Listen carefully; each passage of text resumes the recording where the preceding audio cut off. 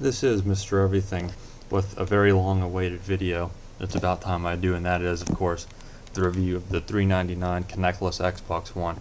And the reason I'm calling it and differentiating it to being $399 Kinect-less is I have to take in consideration that I'm not using Kinect. It sounds kind of obvious, but there it is.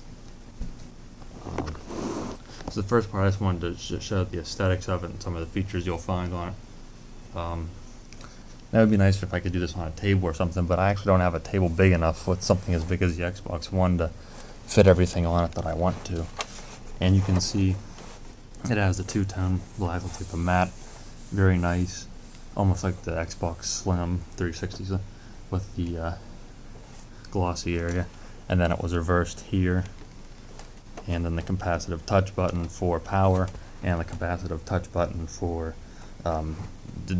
disc eject through the sliding load slot for the discs, USB port, the pairing button for your controller that will that actually does click, and then of course the back, which is the inputs, and they were nice enough to label them for you.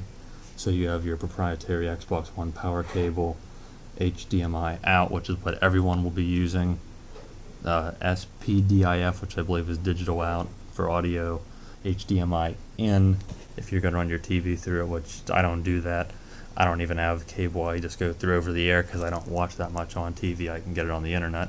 So why people do that, I don't know. I guess it's a kind of a stupid thing, but it's there. You can play your other consoles through it if you wanted. I've seen videos of that. Two more USB 3.0 Kinect, IR out for an IR blaster, and then if you do wired internet through a LAN, and then your Kensington lock. Now I did measure the dimensions of the Xbox One console, and they're 13 inches in length, 11 inches in depth, and then it's about 3¼ inch high. So that's a little bit beefy, especially considering other products that, you know, consoles and just the form factor of most things now. And then the controller, I think I'm going to do a separate review on this, but I'll tell you, it's definitely an all-around improvement. I love it. It is definitely better than the Xbox 360 controller. When I go back to use it now, I prefer this controller very much. It's very nice. I recommend it. And since I also have the box here, I already have an unboxing and setup, which isn't much of a setup, on this Play and Charge kit, and I definitely do recommend it. Very happy with it, so I'll just throw that review in here with it. The battery lasts very long, at least 24 hours of gameplay, maybe even more. I really don't use it with the mic or any other accessories like a headset, but that would drain it more, but it's still excellent battery life out of that. And I figured, just to kind of show the size of the Xbox, I would get a few other consoles to compare it to. So obviously the 360. You can see the 360 is maybe a tad bit not as high, and kind of getting messy. Definitely not as long. So it definitely has a better form factor. So certainly expect in a few years Microsoft to come out with an Xbox One Slim, because that definitely needs to be done. And another thing I should mention is that they took a little chunk out right here, so that kind of makes the face of what you'll see in your cabinet or however you'll have it smaller, so it makes the profile smaller. So that's like a visual trick right there. That's Microsoft saying that they know that the thing's real big and bulky. And then I don't have a PS4 sadly, but I do have the PS3 to compare it to the original launch. This is an 80 GB, but it's still the exact same form factor as the original launch PS3. And the Xbox actually is bigger in some aspects in the dimensions, but the PS3 or the PS3 does stick up a little bit more. And then the best one, considering everyone compares this to a VCR, I actually still have a VCR.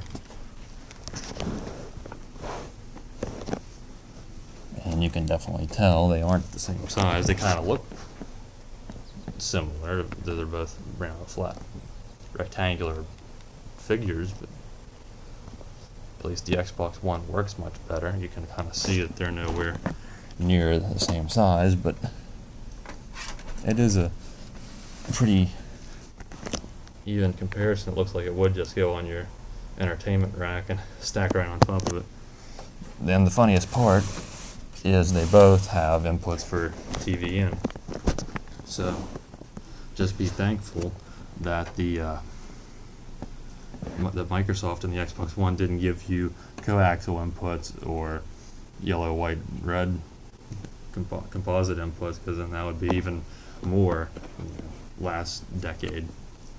But that's just what I wanted to show for the aesthetics of the Xbox One, and then I will get right back and show it in the interface and give my opinions on as much as I can about the functions of the Xbox One, you know, how I feel about it, how I like it, and if I think it's worth buying.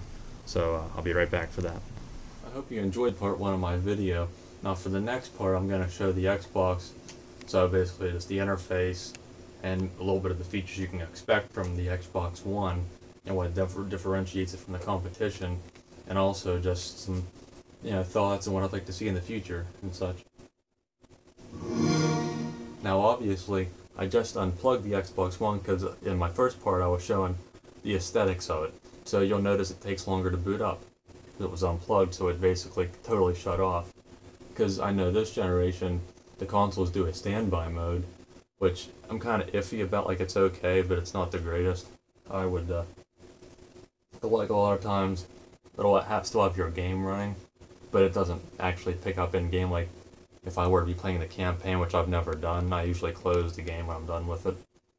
But if I have like the online section on Ghosts on, and then I restart the console, sometimes it'll still have it running, but then when you go to click on it, it'll just say like you lost connection to Xbox Live. So I really don't care that much for the standby mode, plus it runs all the time in a way. But I don't like see how long that took, nearly a minute. I don't like that, so it's kind of just kind of a nitpick. So when you open up the interface here, sometimes that's a common thing that happens too. When you restart, like, they're just these little bugs still, where I should be connected to the internet, which I believe I am, because my friends are showing up. But then you don't have your pins. There. See, that's just one of those bugs that you never got that with the Xbox 360, because after all the years they were ironed out. But nonetheless, I was connected to Live. One of the good things about me actually taking this long to make this update, or this review, is the latest update they came out with. And it introduced some of the features I've been wanting to see. So I was going to probably be a little bit more critical on it, but now that they're here, and that would be in the Friends app. I don't know about you, but this right column here, I hated that. I didn't care when someone got online. I didn't care when someone started playing this game and they started watching Netflix for 2 hours and they went back to play this game and they went offline and they went back. I didn't want to see that. I liked how it was on the 360, where it would just tell you the last time they were online and the last game they played. And that's kind of what they're doing now.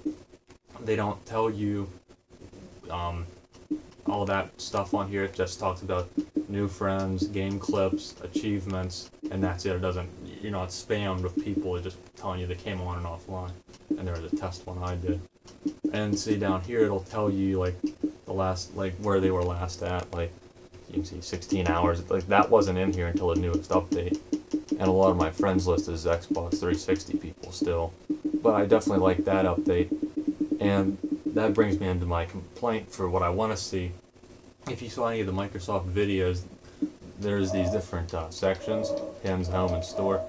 And they did show a future update. They're going to have a friends thing, so it'll go home, friends, store. And that's definitely something I want to see, because I want to see the friends integrated more, so you don't have to go into the app.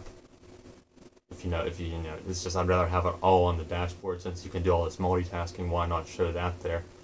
And if you haven't noticed, there are no bios, there are no mottos, there are no avatars. You can edit your avatar and take a picture and use it as your gamer picture, but they're not here. And I didn't like the avatars when they came out. I thought they were dumb, but I put some money into mine, just a couple extra dollars. And I know other people have probably spent $10, $20 on them, some people. So the fact that you can't interact with them is kind of dumb. I'm hoping that when they put the Friends tab in, if anyone from Microsoft's listening, or if you're part of the program where you can give them feedback, tell them that you want the Friends tile to have, you know, when you go over, when you click on their profile, you want to see their avatar, you want to see their description, like that they had from the 360, because you can't see my description or my bio, or my like location or any of that. So why did they take those features out? They should have been in from the beginning. See how plain this looks? This is my profile.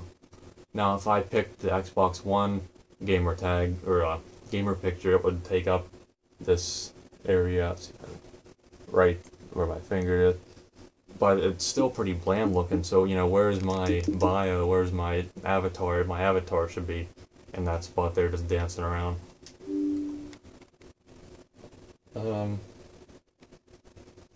Another thing, I'm part of the Xbox preview program, which I just tried out a few days ago. I'm imagining it's open probably to everyone, but I'm not sure. They sent me an email or a message in my message tab thing. So basically what you do is you can get newer updates earlier than other people and just give feedback. So I definitely like that you can give feedback. And then if that feature request, which isn't available yet, I definitely want to be able to message them and tell them about that idea I have with friends. And while I'm at it, one more thing that I'd like to see implemented is in the store. It's kind of bland. Like, they show you these 3 tiles here. And if you remember on the 360, you had the whole just, you know, you would like per se do that, and then you would be on the marketplace without opening an app. Now you get to see these 3, but you have to go into games. And they're really not organized. I just want everything organized alphabetically. See, there's featured, then there's newest releases, then there's top games, popular games, top selling, and top rated. That's like practically all the same game listing. Like, why would you do that? Top rated and top selling probably are going to be the same, because the top rated game is usually the top selling game. And usually that's also the popular game. It's like the same games, and they change the thumbnails, but when you open it, it's the exact same 10 games, pretty much.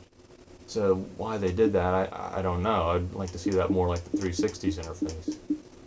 But they're definitely getting there. I think personally they should have did pretty much just an Xbox 360 dashboard with this home page right here with the recent apps and the live tile. If they could have just implemented that on top of the Xbox 360 experience, I would have been happy. But I'm hoping over these updates they'll kind of bring the Xbox 360 style back, but with their own, you know, Xbox One agenda, or however they want to make it all, you know, metro looking with their system they got going there. A lot of people talk about DirectX 12 coming out and saying like whether it'll improve the graphics and stuff, and maybe it'll make games easier to develop for, maybe it'll make them run a little more efficiently. But I'll tell you what, all I care, I'm happy with the graphics on it. What I really want to see is just more speed within the apps, and it's probably going to be hard to do, but well, that one seemed to boot up pretty quick. So that Plex, I already had it open. And you can just hit the menu button and close out of your apps like that. Say upload. See, I don't like how it waits a few seconds until anything comes up. That's just a nitpick, but when you have a game running, it'll even be slower than that.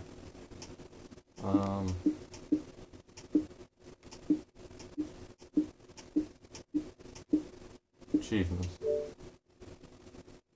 If all DirectX 12 could do is just make that almost instant, I would be happy just doing, you know, going from that. See how once it's loaded, it'll kind of speed up. But when you have a game in, sometimes it'll lag a little bit. And again, it's just the slot loading disk drive.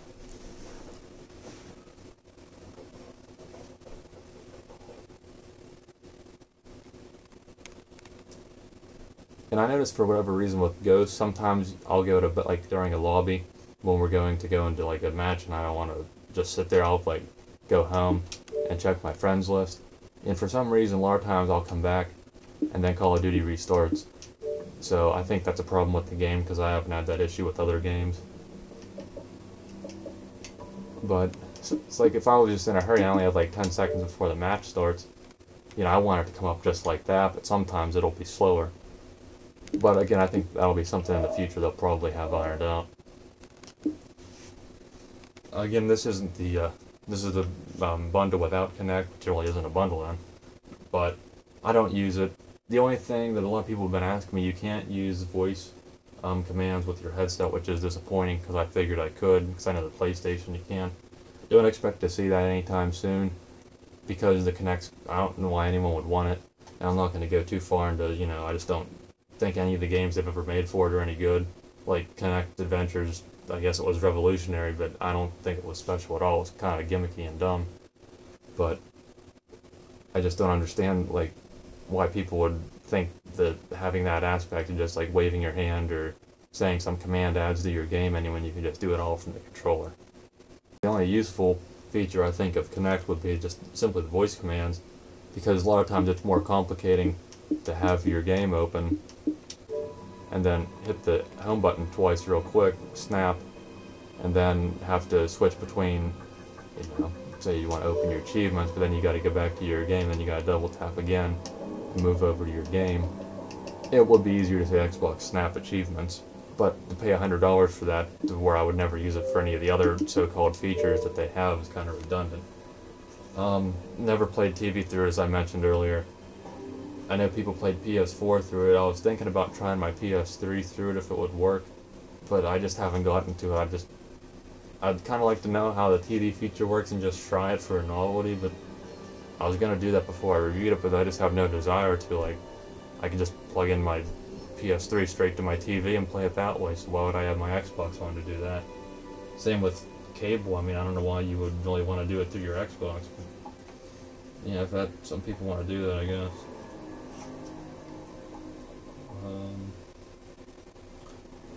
Okay, when it comes to games, I think the Xbox and the PS4 both are pretty weak on that. For me, like, had you asked me last year, should I get this, like, let's say like last year's E3 or something, I would say no. I didn't get it until this summer because they finally dropped the price, but I just had no desire to play it. There was only really no games, and if I had the money, I probably would have got it anyway, because if you're like me, even if there's not that many games or they're not that good yet, you just want to have the new hardware just immediately. You just want to get something new, and you just want to see the new graphics, even if they're not the full potential from the beginning. You just want that experience, and if you're diehard like that, it would have been worth getting.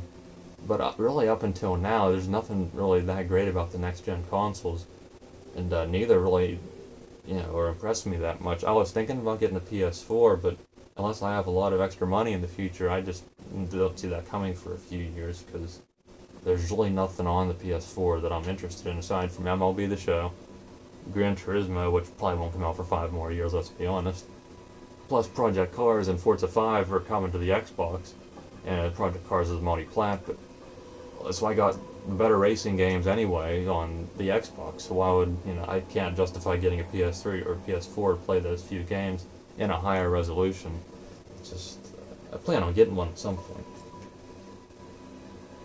So, I mean, either way, the only thing I could say that would come down to it when buying the system would be, do you want the Sony exclusives or the Microsoft exclusives? Right now, I think the Microsoft exclusives are maybe a little bit better, but once more games come out and once they both get all their first-party exclusives out after the first year here, they'll be pretty even.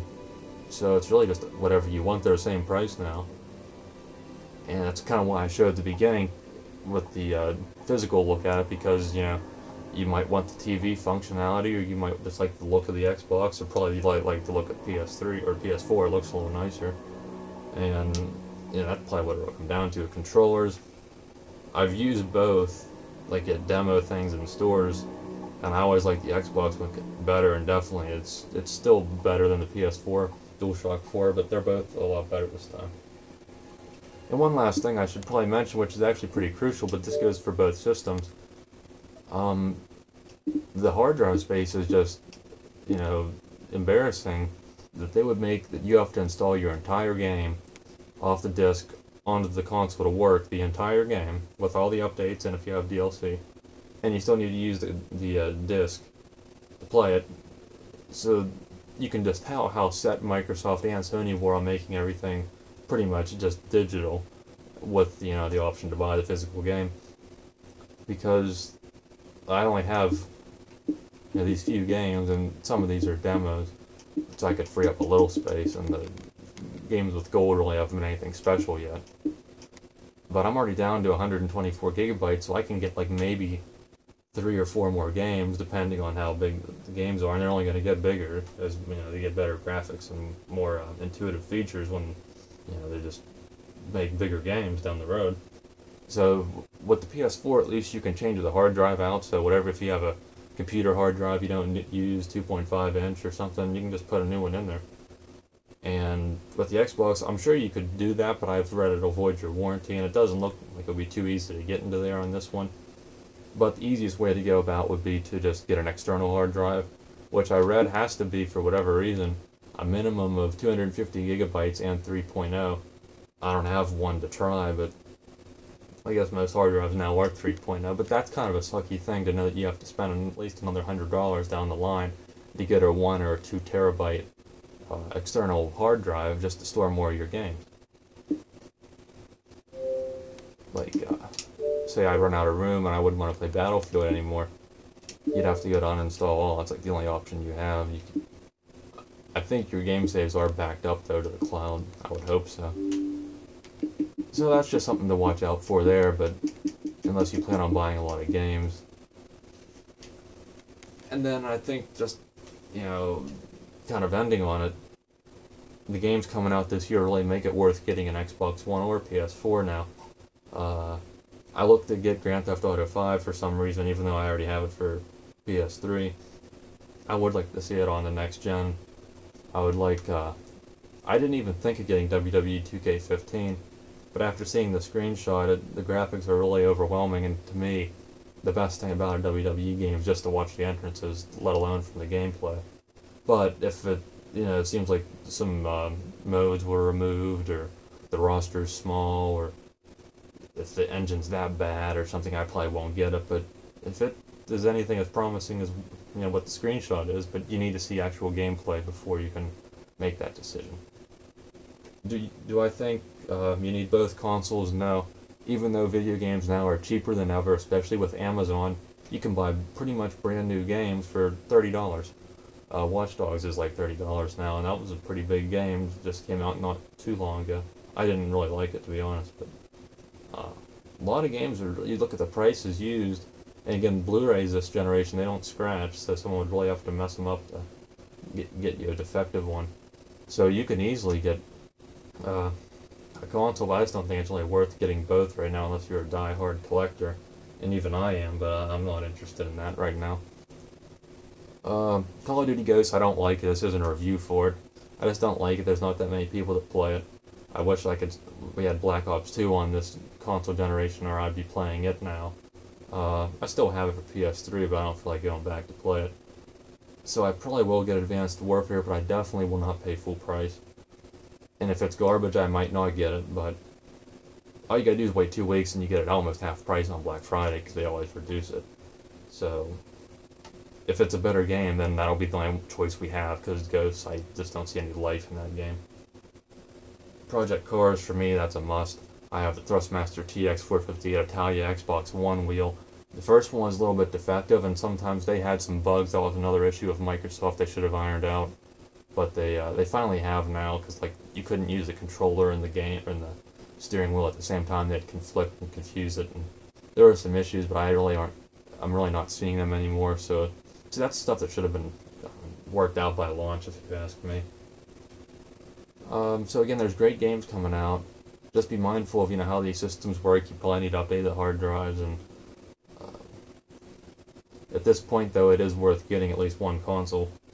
And I don't want to get rid of my 360 or my PS3, but right now I have no desire to go back and play them. I tried the PS3 a little bit, and it's just not as fun. These consoles really are going to have my attention for years to come. Now maybe in 4 or 5 years I'll want to have those games back, just like with the 360. I wanted those PS2 games, so I had to go back and buy the PS2 and go back and buy the GameCube. And I'm going to keep my games, and hopefully years from now I'll miss it and be happy to have those old games and old experiences back. But for now, the next gen consoles are here. I think they're doing a great job so far, and they're only going to do better as long as we stay vocal. And I hope that this review helped you. It didn't go exactly like I wanted because there was a lot of talking about it, but hopefully it helped.